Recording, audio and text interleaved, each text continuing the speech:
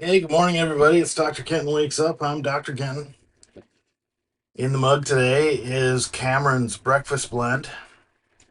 Repeat, it's really good. 70 grams in a percolator. It's tasty, tasty. With a little coffee mate. That's my recipe. You can use it if you want. It's pretty much the recipe I use for all my coffees. Just so I have like a um, baseline. Today's Wednesday, July 9th, 2025. So happy hump day. You might have heard that bell dinging. That was my hump day friend replying back. Sent a message just before I started recording. So we got that going for us, which is nice.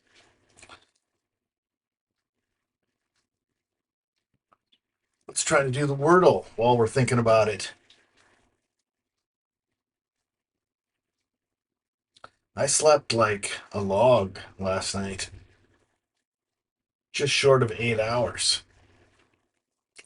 If you've been paying attention to this space for a long time, you might recognize that that's kind of a big deal.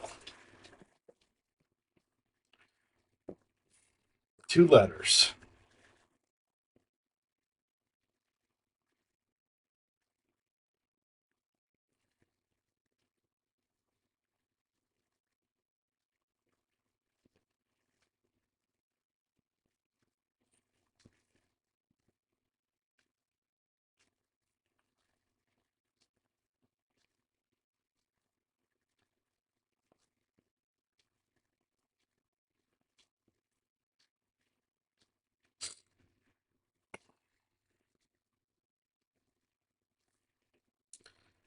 Doing great. Keep keep it up. Never done this before. I don't think I've ever used this word before. Let's see how it works out. Well, I kind of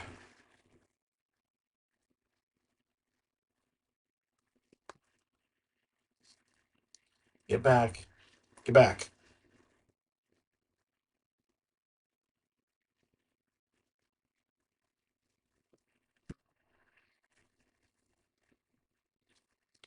Now I'm in trouble.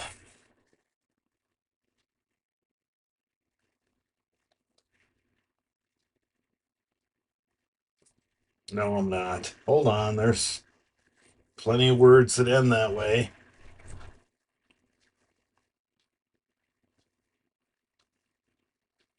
There we go. Another four. Well, today I have a video meeting at 11, which is 2.5 hours from now. And then I have another phone call in meeting at 1. So not too many meetings. I've got grading. If I can push through and finish the grading that I want to get done, I'll be all the way caught up. So that's my goal. I've got a goal, everybody. Um, let's see what else is going on. Yesterday, big storm rolled through around 6:30 p.m. Sort of following a pattern. It's been late afternoon thunderstorming at least every other day for the past few weeks. I've heard that the atmosphere gets a memory, and that if you have a big storm on, let's say, a Tuesday of a week, you might have another big storm the following Tuesday, and maybe even the Tuesday after that. But I did see on the weather reportage, went to the some sort of data log for Maryland. That's where I live. Related to the amount of rainfall.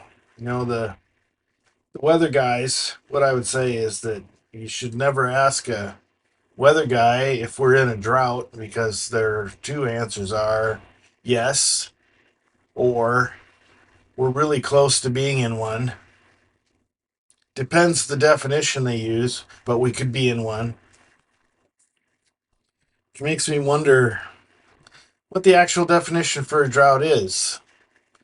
Because if you're going to say that you're in a drought, and yet for the entire first, what was it, January through May, it was the among the top third all time, top 30%, that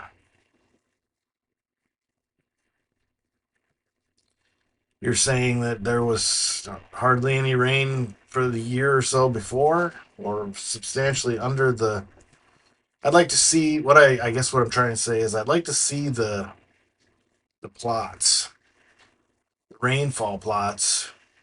You've got 100. I think the thing said 1895, so that's 130 years worth of records. I'd like to see 130 dots for each day, 365 or 6 days, and just see where the average line is and where the standard deviation across each day is, to see where we really are. Because if, to me, and I'm not a weather guy, I'm not even a stat guy, but if you're within the standard deviation for what's normal for the last 130 years, 130 years starting to be, you can start making an estimate of like 500-year or 1,000-year climate.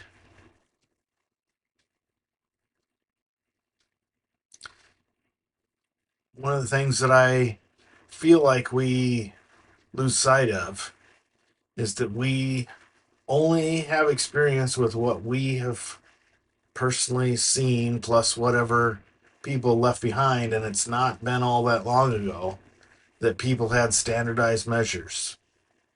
So you use proxies otherwise. What is the actual, what is the climate of what is supposed to be for Maryland? What is the climate supposed to be for, you know, South Dakota, North Dakota, Seattle, Los Angeles, Arizona? And when you see that perhaps, they started keeping records at I've seen people suggest that maybe they started keeping records at a local minimum. There's like a local down, uh, less than the average for that time, and you get yourself into the framework of thinking that when people first came to a place, that's the way it's supposed to be. And the fact that it's not that anymore means that there's somebody's messing up or doing something that is hazardous to the life of a place. Just I get frustrated when I see evidence that there used to be grapevines in Newfoundland. There aren't any more, but there were like 1,000 years ago. So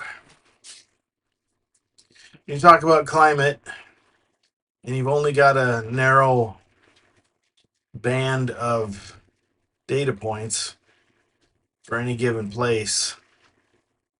I think it's hard to make a solid conclusion.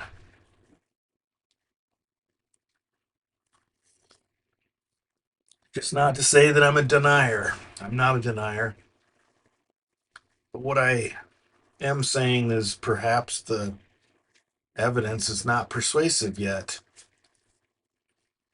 I'm ready to believe. The other part that people maybe need to acknowledge is that there are things that happen in our terrestrial plane. Things like meteor strikes, volcano eruptions, wildfires, any other thing that would tend to spray particulates high into the atmosphere, which then cool the place. So in my mind, I'm thinking,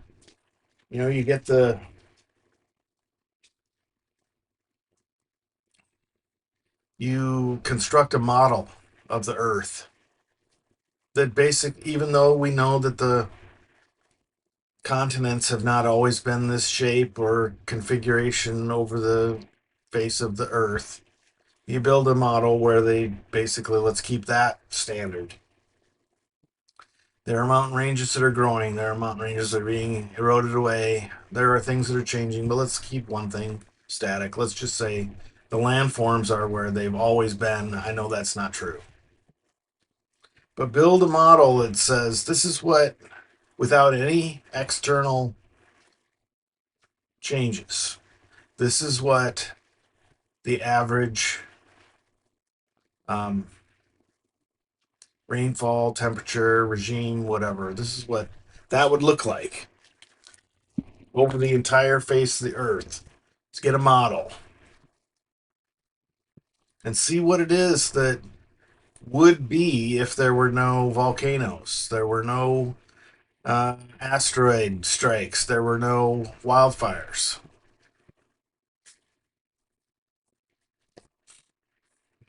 It's my impression is that the Earth is probably in a distance relationship with the sun. That if there were none of those types of things happening, the surface of the Earth would probably be a lot warmer than it is if it weren't for these catastrophic particulate emissions into the upper atmosphere to cool the surface down for hundreds or thousands of years. I don't know if such a model has already been done or whatever, but that's what I think somebody would have to start from if they want to make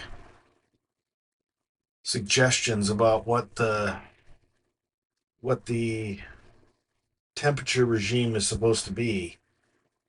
And I'm not even talking about atmospheric gases. I'm just talking about temperature.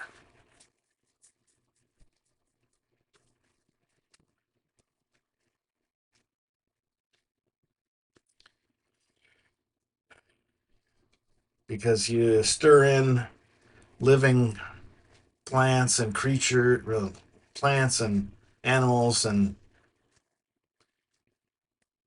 sea life, plankton, and all these things that tend to produce atmospheric gases and take them up because they use them for their energy or growth.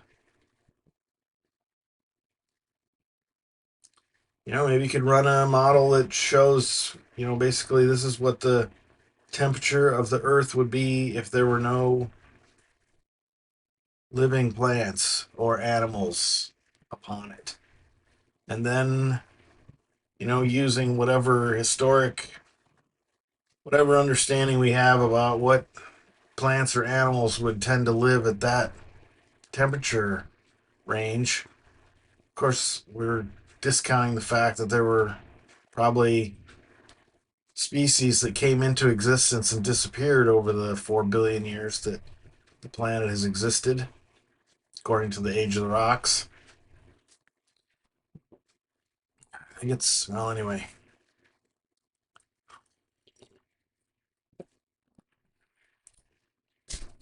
All I'm saying is it's a hard relationship to suggest that human beings have been the undoing of the entire Earth because, one asteroid that's like 600 meters across hitting the ground, any kind of dirt would tend to send lots of particulates into the atmosphere. Even a thing that would explode in the atmosphere, like a comet or, whatever, like Tunguska. There's no crater because the thing didn't hit the Earth. It exploded in the atmosphere. And it devastated.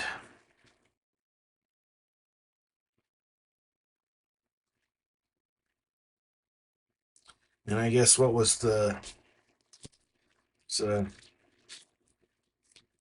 place called the Scablands where they suggest that either one large or several chunks of a comet all struck within a short range of one another over a fairly large geographic spread and melted a bunch of glacial ice and scrubbed off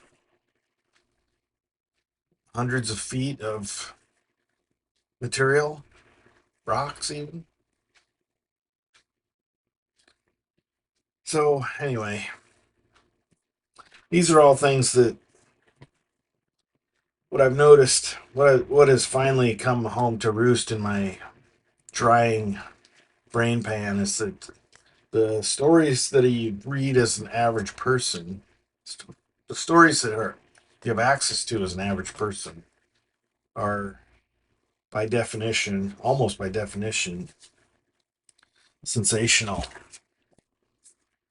You're not going to see a well reasoned breakdown of both sides of an argument or a vast consideration of hundreds of years of climate data. You're going to see somebody saw something reported somewhere, and let's talk about what it means, even though they haven't considered the broad range of data. So, anyway, I'm just saying more data, more better. Give yourself a chance to understand things a little more completely. Wow, this one got long. Sorry. Well, not sorry. I hope you have a great hump day. Say hi to your hump day friends. And love you. Bye.